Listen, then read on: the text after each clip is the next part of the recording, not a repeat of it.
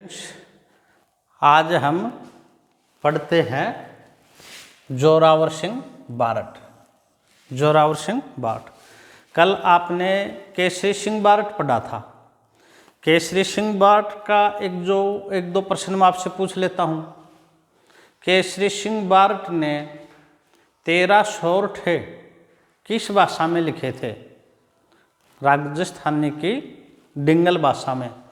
अगला प्रश्न बताओ, आपके पीछे हर एग्जाम में प्रश्न पूछा हुआ है, चेतावनी रा चुंगटिया किसने लिखा?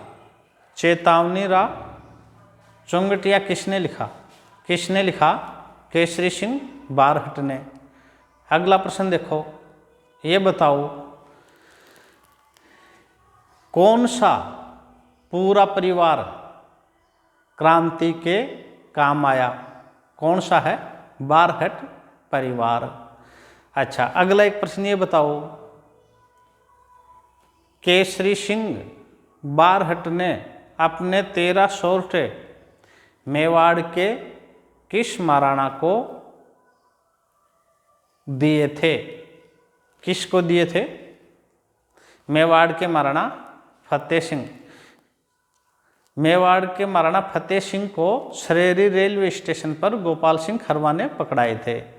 तो इसमें ये लिखे हुए ही नाम आते हैं केसरी सिंह बारट। आगे बताओ, लॉर्ड कर्जन के दिल्ली दरबार में मेवाड़ के महाराणा फतेह सिंह ने दिल्ली पहुँच कर भी कब भाग नहीं लिया?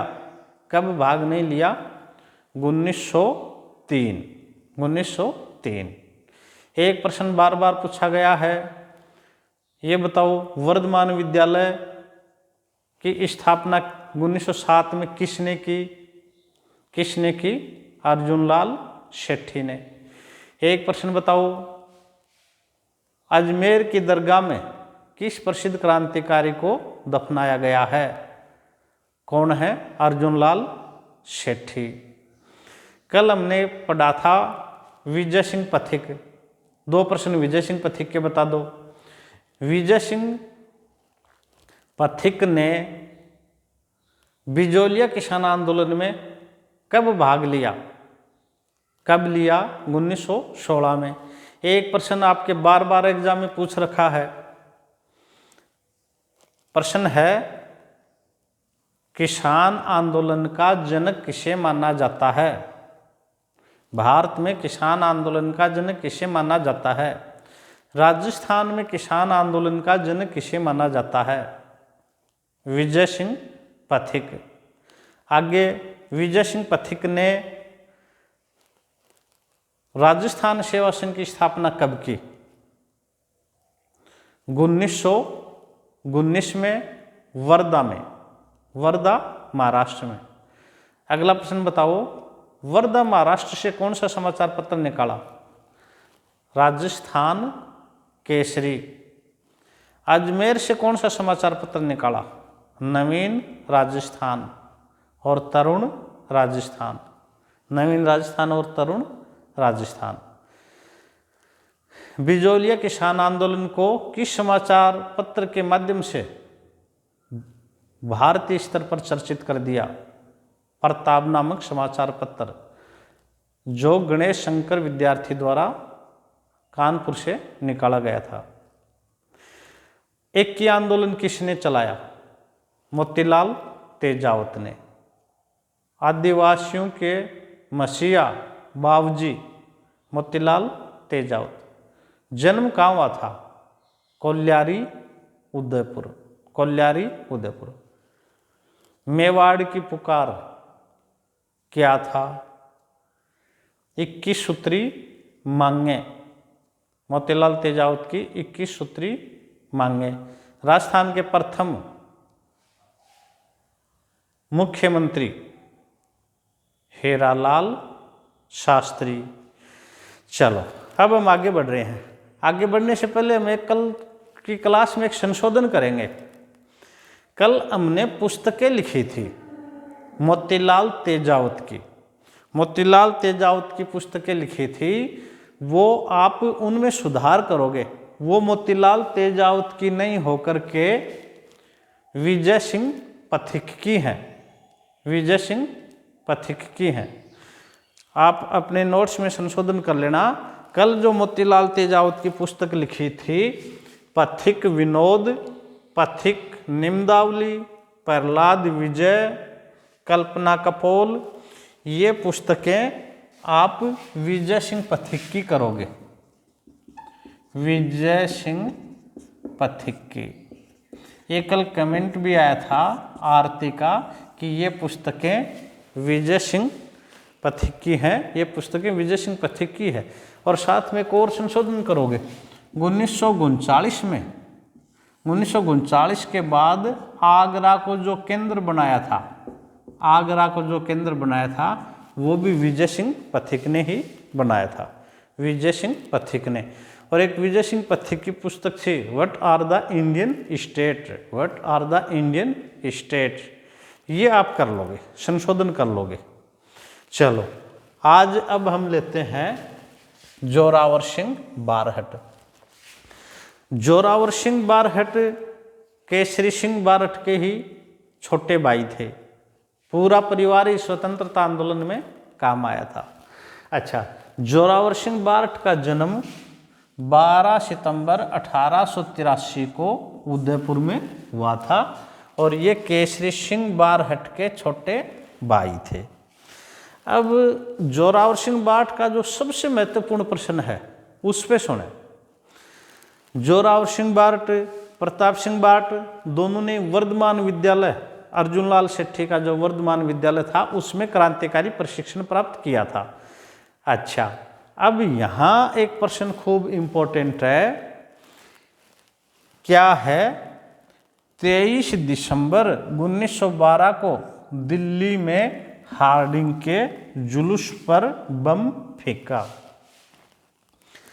प्रश्न यह है, रास बिहारी बोस, रास बिहारी बोस ने एक कार्यक्रम बनाया। कार्यक्रम क्या था? भारत की राजधानी कोलकाता से दिल्ली बनाने की घोषणा 1911 के दिल्ली दरबार में की, जो जॉर्ज पंचम के आगमन पर आयोजित किया गया था। अच्छा, इस दिल्ली दरबार में जो राजधानी परिवर्तन की घोषणा की, जो 1912 में परिवर्तित हुई, और इस समय लॉर्ड हार्डिंग, उस समय का जो वायसराय था, बहुत ही शान से दिल्ली में प्रवेश कर रहा था। तो क्रांतिकारियों ने लॉर्ड हार्डिंग को या अंग्रेजों को सबक सिखाने के लिए इनका जो जुलूस दिल्ली में पहुंच रहा था उस पर बम फेंक के इनको मारने का प्रोग्राम बनाया। ये प्रोग्राम किसका था? रास बिहारी बोस का, रास बिहारी बोस का। अच्छा, रास बिहारी बोस ने क्या किया कि दिल्ली के प्रसिद्ध क्रांतिकारी मास्टर अमीचंद और एक बंगाल के थे बसंत विश्वास, और इन्हीं के साथ जोरावर सिंह बारहट को ये जिम्मेदारी सौंपी। जोरावर सिंह बारहट और प्रताप सिंह बारहट, तो इन पर लॉर्ड हार्डिंग के जुलूस पर बम फेंकने का कार्य जोरावर सिंह बारहट ने किया।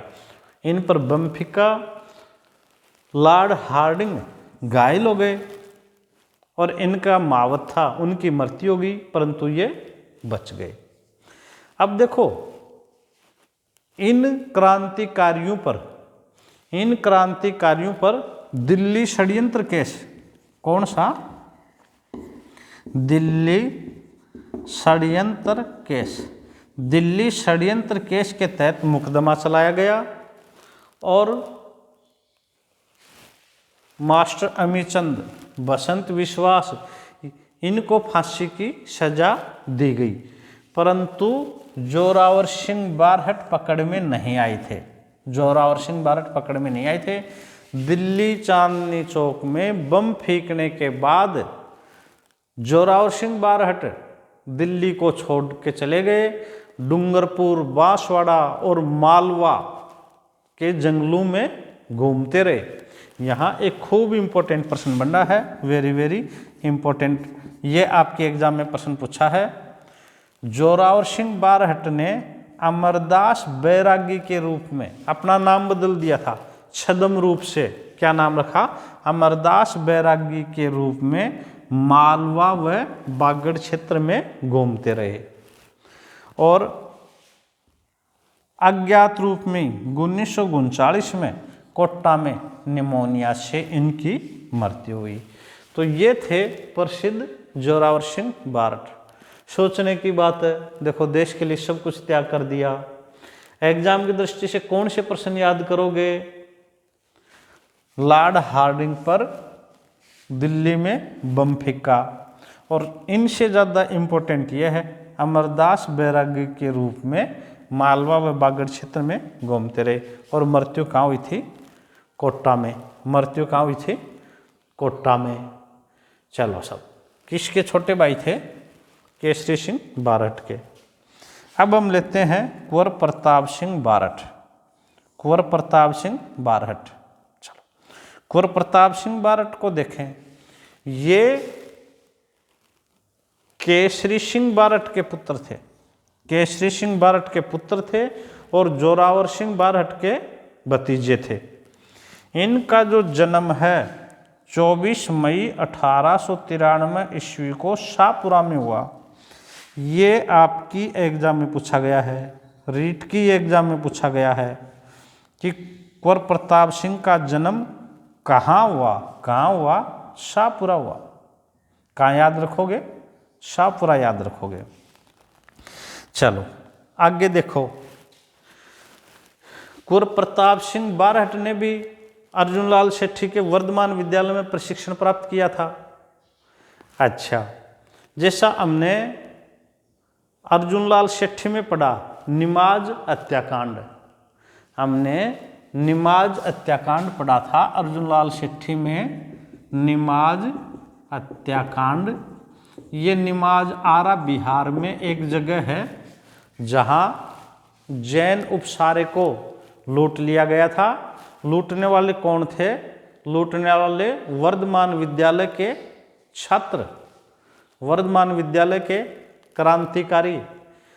हमने पढ़ा था अर्जुनलाल शेट्टी को सजा दे करके कहाँ भेजा था? वेलूर कर्नाटक में। अच्छा, प्रताप सिंह बारहट और जोरावर सिंह बारट, उनका ये भी इस वर्धमान विद्यालय के स्टूडेंट थे। इनका भी नाम इस केस से जोड़ा गया। अब देखो, दिल्ली पर जो बम फेंकने का जो कार्य किया गया था दिल्ली में, वहां भी कुंवर प्रताप सिंह बारट जोरावर सिंह बारट के साथ थे। अब एक अगला इंपॉर्टेंट प्रश्न है बनारस। अच्छा, यहां इनको प्रमाण नहीं मिले, दिल्ली षड्यंत्र केस के, दिल्ली में बम फेंकने के प्रमाण नहीं मिले थे अंग्रेजों को, परंतु ये जो कुंवर प्रताप सिंह हैं ये बनारस गए हुए थे। बनारस क्यों गए थे? हम पहले भी पढ़ चुके हैं कि रास बिहारी बोस एक बड़ी क्रांति करवाना चाह रहे थे। रास बिहारी बोस बड़ी क्रांति कराने चाह रहे थे, सशस्त्र क्रांति। और ये कब कराना चाह रहे थे? ये है 21 फरवरी 1915 को पूरे देश में करवाने चाह रहे थे। और इसी से संबंधित राजस्थान में जिम्मेदारी दी थी किसको? भूप सिंह गुर्जर को। सशस्त्र क्रांति कराने के लिए होता क्या है, इसके लिए हथियार चाहिए थे। और ये प्रताप सिंह बारहट बनारस में हथियार लाने के लिए गए थे। तो इन पर केस चला था बनारस षड्यंत्र केस, और इनमें 5 वर्ष का कारावास की सजा दे करके बरेली उत्तर प्रदेश जेल में भेजा गया था। अच्छा देखो, यहाँ से इंपॉर्टेंट प्रश्न है। उस समय भारत सरकार के गुप्तचर निदेशक सर चार्ल्स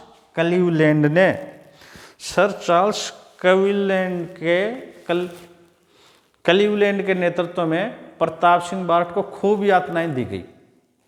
और जब इन यातनाओं पर भी यातनाओं से भी प्रताप सिंह बारट ने कुछ नहीं बताया।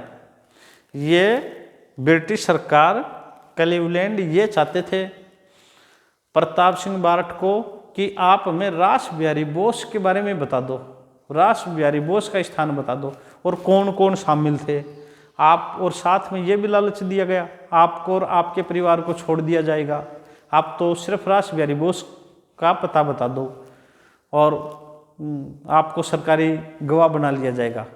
खूब यातनाएं दी इसके लिए, परंतु प्रताप सिंह बारट ने कोई भी सूचना अंग्रेजों को नहीं दी। अब क्लीवलैंड जब शक्ति के द्वारा कुछ नहीं उगला सका तो इमोशनल ब्लैकमेल करने की सोची प्रताप सिंह बारट को, फिर इनको कि ये भावुक होकर के ही कुछ बता दे। तब इन्होंने कहा क्लीवलैंड में कि मैं तुम्हारे घर गया था, तुम्हारी माँ तुम्हारे लिए बहुत रोती है, तुम्हारी माँ बहुत परेशान हो रही है, तुम्हारी माँ मर जाएगी, आपको हम छोड़ देंगे, आप रास बिहारी बोस के बारे में बता दो। परंतु प्रताप सिंह ने क्या जवाब दिया? क्लीवलैंड जब कह रहा है तुम्हारी माँ तुम्हारे लिए बहुत रोती है, तब प्रताप सिंह ने क्लीवलैंड को कहा मेरी माता रोती है तो रोने दो, अपनी माता के लिए हजारों माताओं को नहीं रुला सकता। इम्पोर्टेंट है एग्जाम की दृष्टि से, वेरी वेरी इंपॉर्टेंट, काफ़ी बार पूछा है। ये किसका कथन है? मेरी माता रोती है तो रोने दो, अपनी माता के लिए हजारों माताओं को नहीं रुला सकता। किसका है? प्रताप सिंह बारट का। फिर आखिर में क्लीवलैंड को कहना पड़ा मैंने आज तक प्रताप सिंह जैसा युवक नहीं देखा। इतनी यातनाएं दी परंतु हम कुछ नहीं उगलवा सके। अच्छा, एक और ये वेरी वेरी इंपॉर्टेंट प्रश्न है, यातनाओं के कारण केंद्रीय जेल बरेली में किस प्रसिद्ध क्रांतिकारी की मृत्यु हुई? प्रताप सिंह बारट की। कब? 27 मई 1918 को, और मात्र 22 वर्ष की उम्र में इनका निधन और ये शहीद हो गए। तो ये थे हमारे और प्रताप सिंह बारट। कौन कौन से प्रश्न करोगे? पहला प्रश्न, इनका जो जन्म है वो शाहपुरा में हुआ था। अच्छा, फिर बनारस षड्यंत्र केस के तहत बरेली जेल भेजा गया। अच्छा, एक ये कथन करोगे मेरी माता रोती है तो रोने दो, अपनी माता के लिए हजारों माताओं को नहीं रुला सका। किसका कथन था ये? प्रताप सिंह बारट का। अच्छा, एक प्रश्न ये भी पूछ सकता है क्लीवलैंड ने किसके लिए ये कथन कहा मैंने आज तक प्रताप सिंह जैसा युवक नहीं देखा? ये प्रश्न पूछे प्रताप सिंह बारट के बारे में, ये किसका कथन है? मैंने आज तक प्रताप सिंह जैसा युवक नहीं देखा। किसका है? क्लीवलैंड। और प्रताप सिंह बारट की मृत्यु कहाँ हुई? केंद्रीय जेल बरेली, उत्तर प्रदेश में। कितने वर्ष की आयु में हुई? 22 वर्ष की आयु में। चलिए अब हम लेते हैं माणिक्यलाल वर्मा। माणिक्यलाल वर्मा, देखो माणिक्यलाल वर्मा को आप 2 जगह पहले पढ़ चुके हो। माणिक्यलाल वर्मा को एक तो पढ़ा आपने बिजोलिया किसान आंदोलन में, और एक माणिक्यलाल वर्मा को आपने पढ़ा मेवाड़ प्रजामंडल। जब प्रजामंडल पढ़ोगे वहाँ भी माणिक्यलाल वर्मा को खूब डिटेल से पढ़ेंगे, और किसान आंदोलन में भी माणिक्यलाल वर्मा को खूब डिटेल से पढ़ेंगे। चलिए, यहाँ प्रजामंडल और किसान आंदोलन में पढ़ेंगे, उनसे अलग कुछ चीजें हम यहाँ लेते हैं। माणिक्यलाल वर्मा हैं, इनका जो जन्म है वो बिजोलिया भीलवाड़ा में हुआ। ये कहाँ के थे? बिजोलिया भीलवाड़ा में। बिजोलिया किसान आंदोलन भी बिजोलिया भीलवाड़ा में ही था। और इनका जन्म 4 दिसंबर 1897 में कायस्थ परिवार में हुआ। कायस्थ परिवार में हुआ। अच्छा, इन्होंने बिजोलिया किसान आंदोलन में भाग लिया। बिजोलिया किसान आंदोलन में भाग लेने के कारण इनको बिजोलिया से निर्वासित कर दिया गया था, और ये कारणें लगे थे अजमेर में। कारणें लगे थे अजमेर में। और वहीं अजमेर में इन्होंने एक पुस्तक लिखी थी मेवाड़ का वर्तमान शासन, मेवाड़ का वर्तमान शासन नामक पुस्तक अपने निर्वासित जीवन में अजमेर में लिखी थी। और यहीं जब अजमेर में जेल में रह रहे थे तभी इनके दिमाग में मेवाड़ प्रजामंडल का गठन, मेवाड़ प्रजामंडल का गठन का विचार आया था, जो हमने प्रजामंडल में भी पढ़ा है। अच्छा, आगे देखो, एक खूब इम्पोर्टेंट है, हम बार बार पढ़ चुके हैं। इन्होंने बिल्लू में जनजागृति लाने हेतु बिजोलिया में किसान आंदोलन में, अच्छा, एक पंछेड़ा गीत गाकर जन जागृति फैलाई, पंछेड़ा गीत गाकर जन जागृति फैलाई। आगे देखो, इन्होंने 1935 में इन्होंने 1934 में, 35 नहीं करेंगे, 1934 में अजमेर में नारौली नामक स्थान पर सेवा आश्रम की स्थापना की। इम्पोर्टेंट है, कब स्थापना की? 1934 में अजमेर में नारौली में सेवा आश्रम की स्थापना की थी। अच्छा, आगे देखो,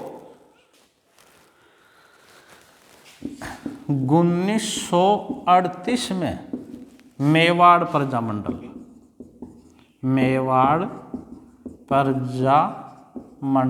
का गठन माणिक्यलाल वर्मा के द्वारा किया गया। अच्छा, इनको क्या किया? अभी पीछे का एग्जाम में आया था, वेरी वेरी इंपॉर्टेंट है। माणिक्यलाल वर्मा को गिरफ्तार करके कुंभलगढ़ दुर्ग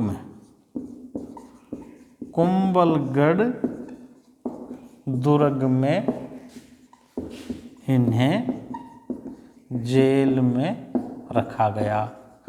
इन्हें सजा दे करके किस दुर्ग में बंदी बनाया गया था? एग्जाम में प्रश्न पूछा था, माणिक्यलाल वर्मा को किस दुर्ग में कैद किया गया? किस दुर्ग में कैद किया गया था? कुंभलगढ़ दुर्ग में इन्हें कैद किया गया था। अच्छा, एक प्रश्न इम्पोर्टेंट है, इनकी जो पत्नी है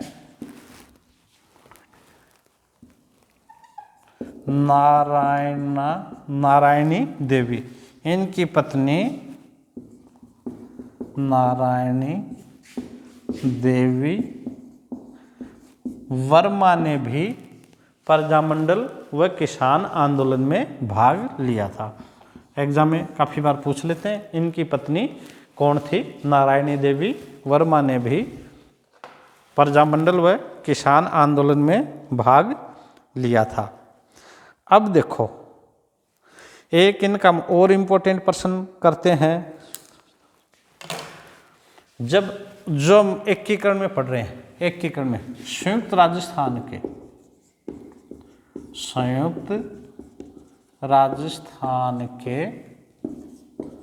प्रधानमंत्री बनाए गए, संयुक्त राजस्थान के प्रधानमंत्री बनाए गए। आप बता सकते हो संयुक्त राजस्थान कौन सा चरण था? संयुक्त राजस्थान एकीकरण पढ़ा हो तो आपको ध्यान होगा। पहला चरण तो था मत्स्य संघ 18 मार्च 1948, दूसरा चरण था 25 मार्च 1948 और तीसरा चरण था 18 अप्रैल 1948, जिसमें उदयपुर शामिल हुआ था। संयुक्त राजस्थान बनाया गया था और जिसके प्रधानमंत्री कौन बने थे? माणिक्यलाल वर्मा। एक बार हम इनके प्रश्न सुनते हैं माणिक्यलाल वर्मा के, खूब इम्पोर्टेंट है जो एग्जाम में। माणिक्यलाल वर्मा का जन्म कहाँ था? बिजोलिया भीलवाड़ा। किस परिवार से थे? कायस्थ परिवार। मेवाड़ का वर्तमान शासन कहाँ से लिखी थी? अजमेर से। 1934 में अजमेर में नारौली में सेवाश्रम की स्थापना की थी। खूब इम्पोर्टेंट है, पंछीड़ा गीत गाकर जन जागृति फैलाई। बिजोलिया किसान आंदोलन से जुड़े, मेवाड़ प्रजामंडल से जुड़े। 1938 में मेवाड़ प्रजामंडल का गठन किया और ये विचार इनको अजमेर में ही आया था। आगे इन्हें गिरफ्तार करके कहाँ रखा गया? कुंभलगढ़ दुर्ग में इन्हें जेल में रखा गया। और इनकी पत्नी का क्या नाम था? इनकी पत्नी का नाम था नारायणी देवी वर्मा। नारायणी देवी वर्मा।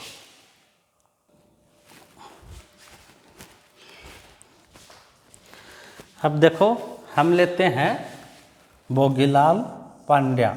भोगीलाल पांड्या, 2 प्रश्न इंपॉर्टेंट है भोगीलाल पांड्या के। जो एक तो भोगीलाल पांड्या डूंगरपुर प्रजामंडल से जुड़े हुए थे। डूंगरपुर वागड़ क्षेत्र में, डूंगरपुर बांसवाड़ा क्षेत्र में इन्होंने जनजातियों में जागृति के लिए काफ़ी प्रयास किए। एक तो पहला इंपॉर्टेंट प्रश्न है इनका जन्म, एग्जाम में पूछा हुआ है। इनका जन्म कहाँ हुआ है? सिमलवाड़ा डूंगरपुर। सिमलवाड़ा डूंगरपुर 1904 में हुआ। तारीख तो याद नहीं होंगी और पूछते भी नहीं है तारीख, स्थान पूछ लेते हैं सिमलवाड़ा डूंगरपुर। अच्छा, खूब इम्पोर्टेंट है, वेरी वेरी वेरी, 4 बार इम्पोर्टेंट लगा लो। इन्हें वागड़ के गांधी के नाम से जाना जाता है। वागड़ के गांधी कौन है? भोगीलाल पांड्या। क्यों कहते हैं वागड़ का गांधी? गांधी जी का जो दर्शन था, गांधी जी ने देश को स्वतंत्रता दिलाने के लिए जो आंदोलन किए अहिंसावादी, उनके मार्गदर्शन पर इन्होंने डूंगरपुर में वागड़ क्षेत्र में आंदोलन किए थे। इसीलिए इन्हें वागड़ के गांधी कहा जाता है। खूब इम्पोर्टेंट है।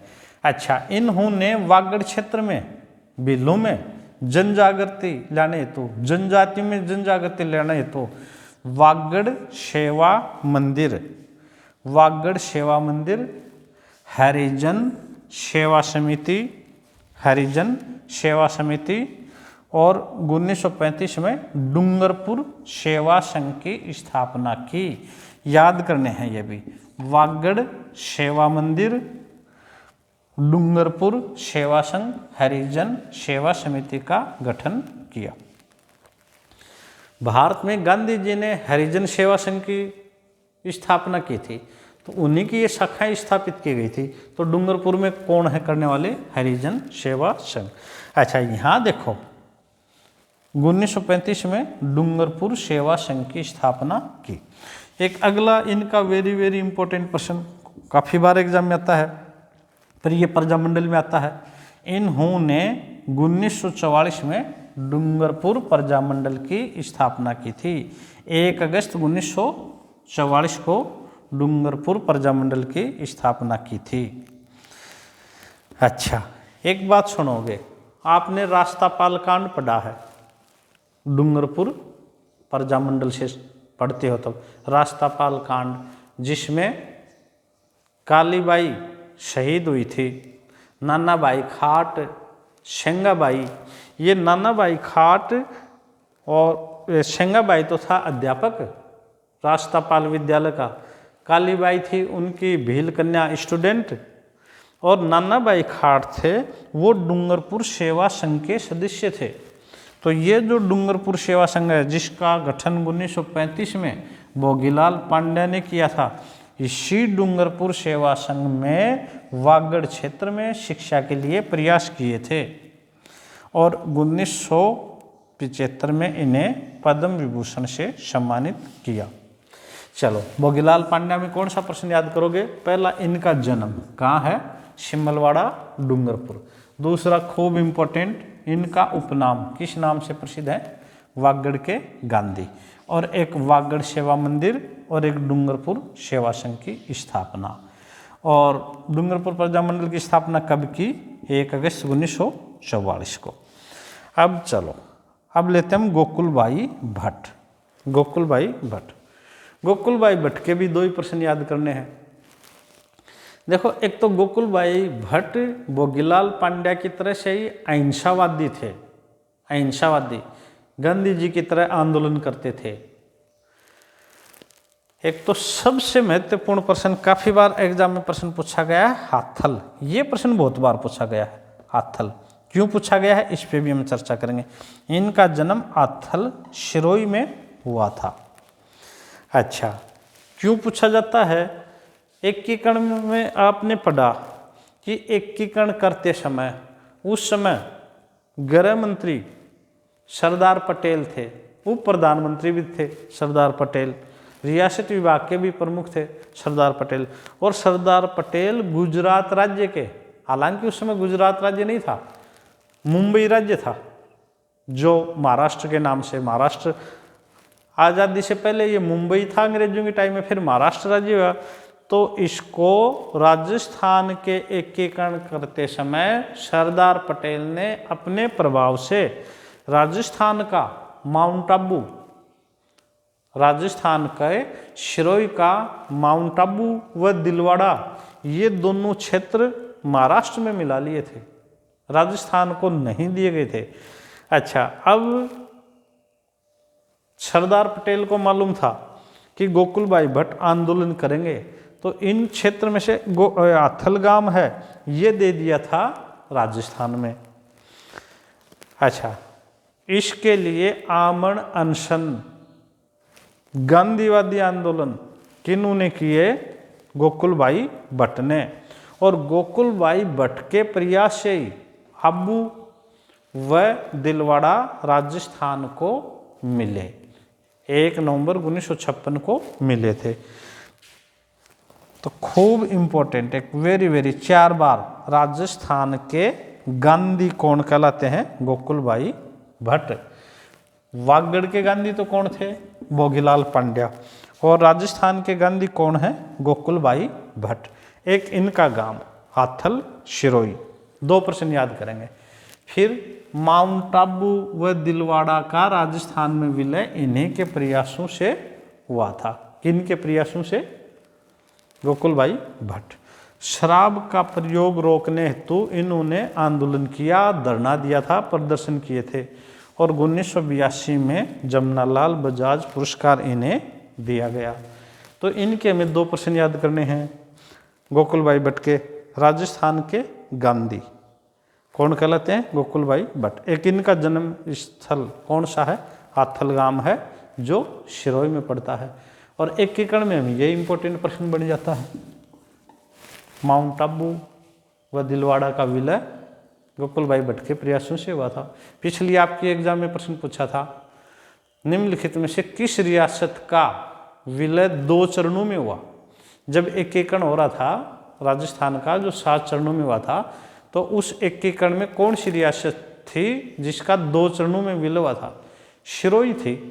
सिरोही का भाग, सिरोही रियासत 26 जनवरी 1950 को विलय हो गई थी, और शेष जो माउंट आबू व दिलवाड़ा सरदार पटेल के प्रभाव से महाराष्ट्र में मिला लिए थे, उनका विलय अंतिम रूप से गोकुल भाई भट्ट के प्रयास से, पंडित जवाहरलाल नेहरू उस समय प्रधानमंत्री थे, उनके पास राजस्थान के काफ़ी कार्यकर्ता गए और उन्होंने कहा कि इन सिरोही को मिलाया जाए।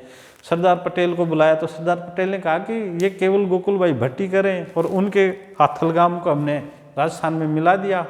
पर पंडित जवाहरलाल नेहरू ने दबाव पटेल पर, सरदार पटेल को कहा कि केवल गोकुल भाई भट्ट ही नहीं, राजस्थान की पूरी जनता माउंट आबू व दिलवाड़ा चाहती है, तब मिलाया गया था। तो ये योगदान है किसका? गोकुल भाई भट्ट का। कल पूरे इस टॉपिक को हम खत्म कर लेंगे। इसके विभिन्न एग्जाम में आए हुए प्रश्नों को आप तैयार करके आओ, और कल की क्लास में हर स्टूडेंट जवाब देगा। खूब पढ़ करके आओ, दिन रात पढ़ो। और कोरोना काल में घर से बाहर निकलना नहीं होता, दूसरा काम आप कोई कर नहीं सकते, तो दिन रात पढ़े। यही पढ़ने का समय है, यही उम्र है। और बार बार एग्जाम न दे करके इसी बार फाइट कर लो। अभी जैसे ही कोरोना खुलता है, संख्या कम हो गई, परीक्षाओं की डेट भी देने लगे हैं। तो धीरे धीरे इनकी तारीख आ जाएगी, जम करके पढ़ेंगे।